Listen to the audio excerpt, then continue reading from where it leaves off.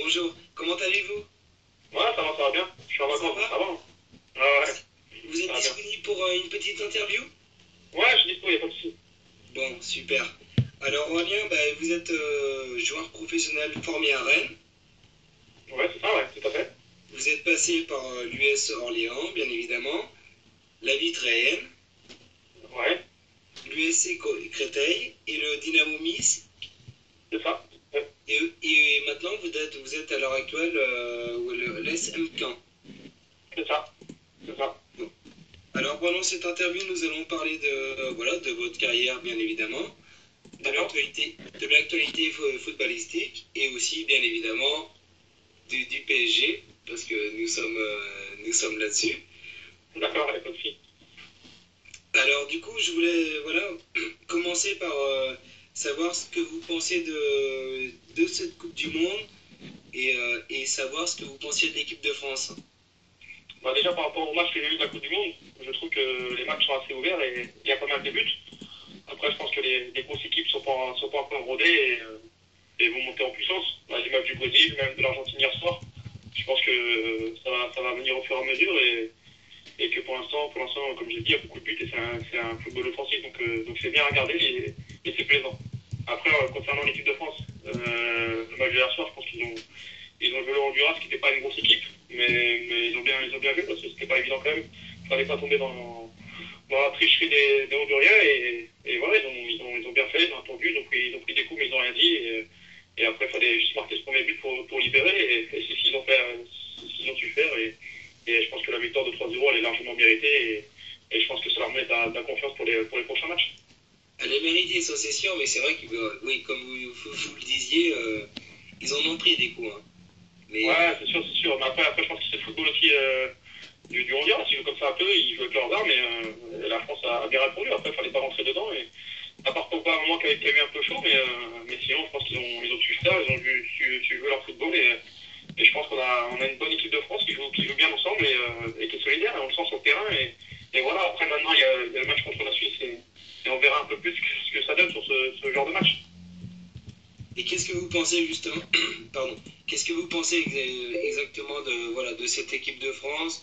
Est-ce que vous pensez que ça peut aller loin malgré Franck Ribéry? Est-ce que voilà. Moi, je pense que justement, le fait que Ribéry soit pas là, je pense que ça libère beaucoup de gens. Parce que quand on a Ribéry, on s'appuie énormément sur lui. Et je pense que c'est un mal quand bien de ne pas l'avoir. Sur l'équipe, on va bien offensivement, il se trouve bien, et doux, et voilà. On n'attend pas le déclic d'un seul joueur. On sent que tout le monde fait ce qu'il faut et ils jouent ensemble. Et après, moi, je pense qu'elle est capable de faire quelque chose. Après, comme je vous l'ai dit, on verra bien le match de la Suisse. Ce que ça peut donner déjà contre une équipe un peu plus costaud et voir aussi ce que la défense elle vaut parce qu'hier on n'a pas pu trop la voir et moi ce qui fait peut-être un peu peur c'est sur les côtés c'est Evra et Debuchy défensivement contre les grosses équipes j'ai un peu peur mais je pense qu'on est quand même armé pour aller jusqu'en quart de finale minimum. Ouais, parce que je suis bien d'accord avec vous justement. Bon, l'Honduras, on va pas leur jeter la pierre, mais c'est vrai, bon, c'était forcément une petite équipe. Voilà. Et de là, voilà, malheureusement, bon, c'est une petite équipe, soit, mais que pensez-vous du milieu de terrain? Ouais, mieux terrain après je pense je pense que c'est complémentaire les trois joueurs Pogba, Matuidi et Cabal c'est complémentaire. Après je pense qu'il y a un joueur qui va monter en puissance ça va être Pogba parce que c'est la première Coupe du Monde et hier on l'a bien vu il était un peu voilà un peu stressé je pense il était pas encore dans ses baskets et je pense que sur les prochains matchs il va monter en puissance.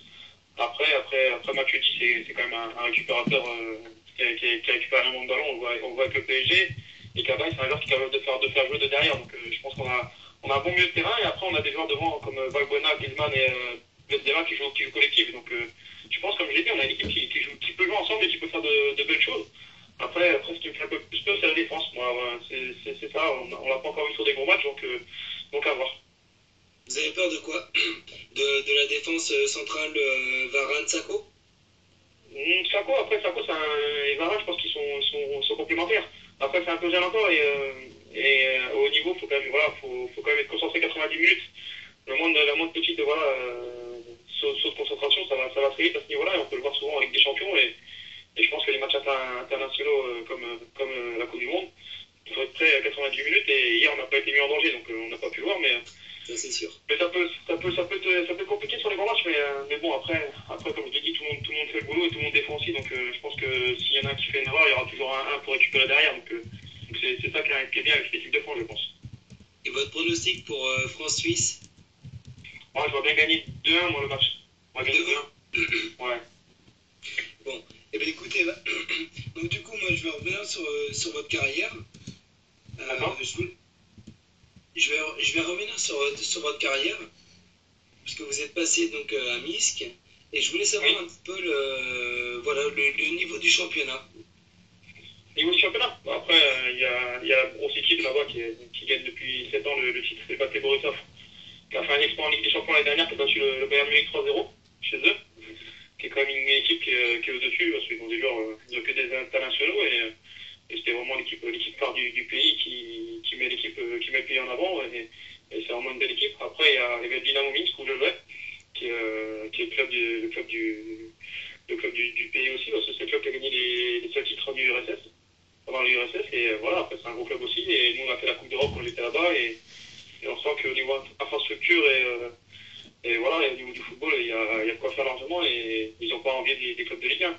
Après, les autres clubs, ça commence à. Voilà, plus tu descends, après, il y a un autre club aussi, Shakhtar Streltsov, qui est le troisième, qui a beaucoup de moyens aussi, donc qui était intéressant aussi. Et après, les autres clubs, c'était un peu plus mitigé, et plus, voilà, plus de niveau Ligue 2 française. Voilà, c'est plus des équipes qui jouent physique, qui jouent un peu moins en ballon. Donc, mais c'était un bon championnat. Après, moi, l'avantage que j'ai eu là-bas, c'est que j'ai joué énormément de matchs amicaux contre les gros clubs russes. J'ai joué contre le Zenit Saint-Pétersbourg, le CSKA,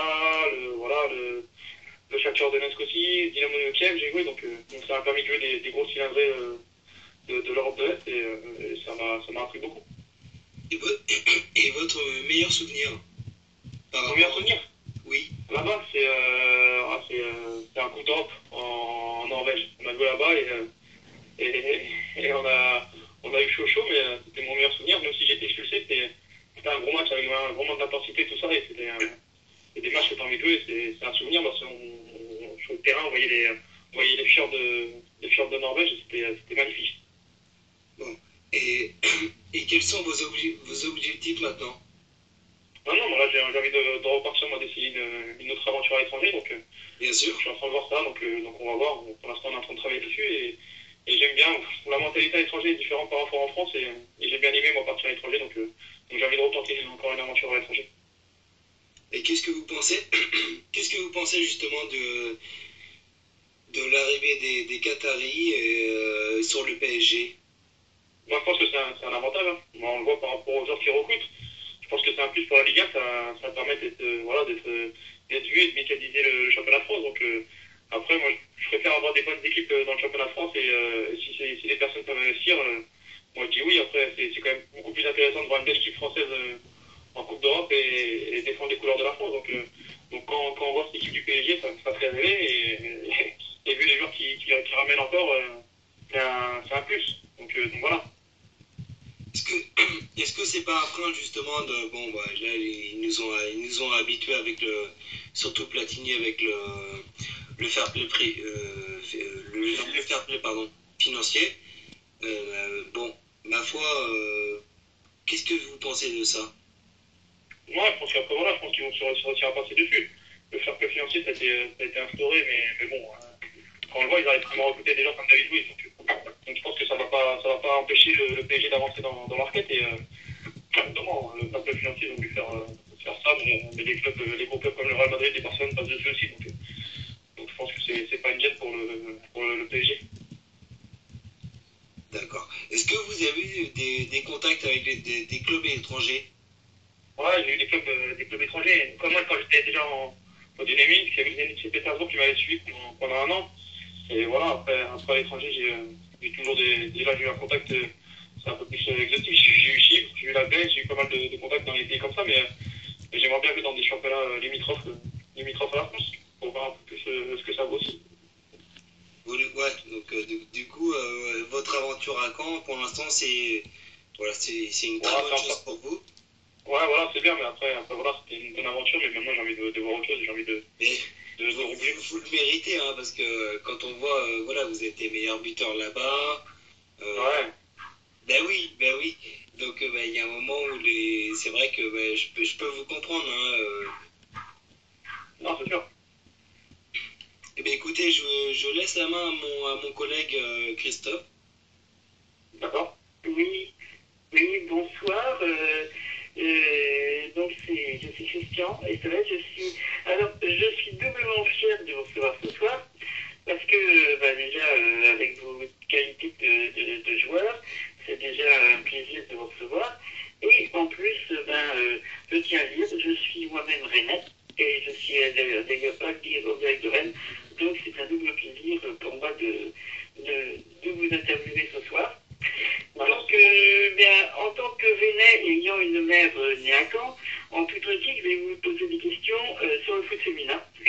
D'accord. Voilà. Puisque je suis le spécialiste du foot féminin sur Olivier Lumière. Je vais savoir, est-ce que vous suivez un peu ce championnat? Ouais, après, je suis en général, peut-être. Je suis plus, après, je sais que moi je connais bien le club maintenant, c'est Guingamp, mais à l'époque c'était Saint-Brieuc qui a été repris par la Nova de Guingamp en femme, donc que je suivais un peu de loin, comme je suis breton. Après, je connais l'Olympique Lyonnais, c'est sûr, avec les résultats qu'ils ont fait en Coupe d'Europe, quand ils ont déjà gagné avec des champions féminines 2 fois, donc voilà, j'ai suivi. Et je connais bien aussi Camille Abili, contre qui j'ai joué tout petit et que je suis toujours de loin, qui est en équipe de France. Mais c'est vrai, après. Concitoyenne rennaise, oui. Voilà, donc après je suis ça de loin, mais c'est vrai que c'est pas le football qui m'intéresse spécialement, même si j'ai déjà regardé des matchs féminins, je regarde d'un peu plus loin. Vous trouvez qu'il manque quoi dans le foot féminin pour vous intéresser vous et peut-être pour intéresser aussi plus les amoureux de football en général? Moi, je pense que la différence par rapport aux hommes, c'est que ça va beaucoup moins vite dans le jeu, même si techniquement elles ont énormément progressé et c'est propre. C'est l'intensité des matchs, c'est beaucoup moins intense qu'un match d'hommes et on voit bien dans les impacts physiques et dans le rythme que c'est beaucoup moins soutenu. Mais moi, j'ai déjà regardé des matchs voilà, de l'Olympique Lyonnais, même de l'équipe de France. J'ai trouvé ça intéressant, mais après c'était les matchs de haut niveau aussi féminins, donc je pense que les matchs de niveau inférieur sont beaucoup plus difficiles à suivre et je pense que c'est ça, comme je vous l'ai dit, je pense que le foot ça a toujours commencé avec les hommes et je pense qu'on a du mal à aller vers les femmes au niveau du football, même si j'aime bien et je pense que ça va peut-être venir au fur et à mesure. Oui. Vous disiez, oui, c'est vrai, Guingamp un petit peu, Lyon, donc vous n'avez pas eu l'occasion de suivre un petit peu la finale, parce que c'est vrai qu'en termes d'intensité, on était quand même, il y a quelques matchs, et puis il y a aussi l'équipe d'Allemagne avec les clubs allemands. Vous pensez, vous avez l'occasion de voir un petit peu ces équipes-là jouer, des équipes d'Allemagne, des clubs allemands en particulier ou... Non, j'ai pas regardé les matchs contre des équipes comme étrangères. J'avais vu Lyon en finale contre les Danois je sais plus c'était l'équipe en face, qui avait joué, mais j'ai pas vu beaucoup. J'ai vu les Américaines, l'équipe des États-Unis en Coupe du Monde, où elles jouent très très bien. Les Suédoises aussi avec Tashin, l'attaquant qui est fort aussi, mais après j'ai pas eu l'occasion de voir trop de football étranger. J'avais vu l'équipe de Beurre aussi en féminine quand j'étais à Minsk, jouer, qui était intéressante aussi, mais on sentait que ça manquait de vitesse et voilà, de rythme, comme je vous le dis. Et un Aurélien Montaro, un jour qui travaillerait auprès du staff technique d'une équipe féminine, c'est envisageable peut-être un jour après votre carrière pro? Voilà, moi ça me dérange pas. Après toute expérience est bonne à prendre et entraîner des femmes, ça me dérange pas. Après, quand on parle de football, ça me va. Donc il n'y a pas de souci. Moi, le football, c'est ma vie. Donc si je peux entraîner des femmes, moi, ce serait bien avec plaisir. Et si je peux leur apprendre des choses, je le ferai. Oui, peut-être pour créer enfin une section féminine au Stade Rennais, par exemple. Ah, ça serait bien, ça. Ça serait pas mal, ça serait intéressant, ouais. Ça serait à faire, je pense. On n'en a pas à Rennes de section féminine. Non, on n'en a pas, mais bon. Au Stade Rennais, en tout cas. Ouais, donc, oui, du coup, c'est vrai que moi, c'est vrai que je suis surtout sur le foot féminin.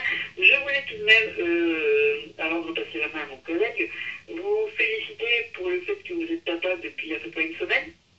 C'est ça, tout à fait. Tout à fait, merci. Voilà. C'est une petite fille. Une petite fille.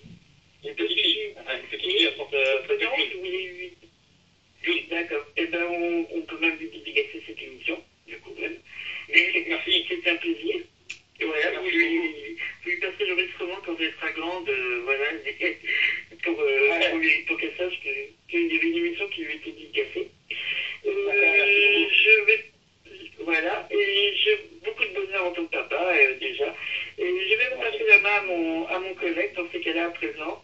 Et Jean, c'est à toi. Eh bien, écoutez, Aurélien, mais je vous remercie beaucoup pour de nous avoir accordé cette interview. Il n'y a pas de problème. Et on se, bon, bah voilà, vous êtes un jeune papa, donc plein de bonheur pour vous. Merci. Et puis, bah, écoutez, revenez surtout avec grand plaisir sur la web radio Olivier Lumière. D'accord, bah merci beaucoup alors. Et bon courage à vous alors. Merci. Bonne soirée. Oui. Au revoir. Merci. Au revoir, Aurélien. Merci à vous. Au revoir. Au revoir. Merci. Et je ne sais pas si on est toujours à l'antenne, Jean. Ouais, je suis là. Oui, je ne sais pas si on est toujours à l'antenne, parce que j'attendais en fait que l'interview, qu'on parle avec Aurélien.